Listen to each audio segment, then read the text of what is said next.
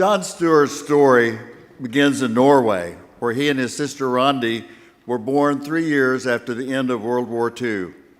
John might well have lived out his entire life in Norway, but it was not to be.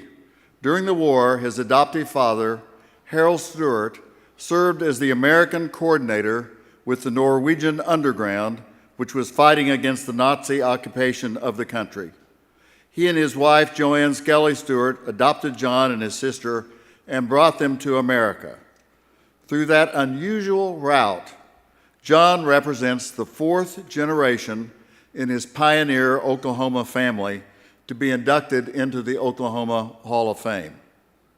John first truly became acquainted with Dee Dee Lindsay when they shared a psychology class at OU, and he asked her out for a date, which she accepted. While they enjoyed each other's company, they did not become engaged for several more years. After spending both of them a few years working in Dallas, he and Dee Dee returned to Oklahoma to begin married life together in the Tulsa community.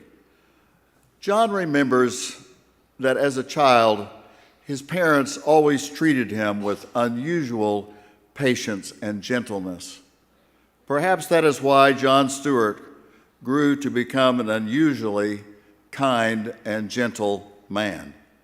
Dee Dee, his wife of 40 years, cannot recall a single time when she has seen him lose his temper. One of his daughters said of him, and I quote her, "My father is kind and respectful to everyone he meets, and I hope that I can be more like him and to raise my daughter with those qualities."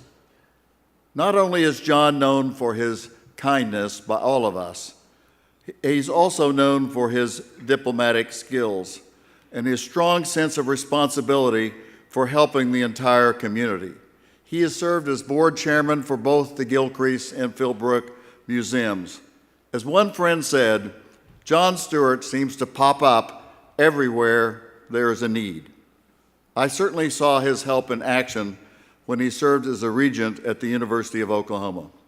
When our campus suffered a devastating ice storm with hundreds and hundreds of trees destroyed like a bomb had been dropped on the campus, John and Dee Dee led the charge and made a challenge gift to restore the trees that had been lost.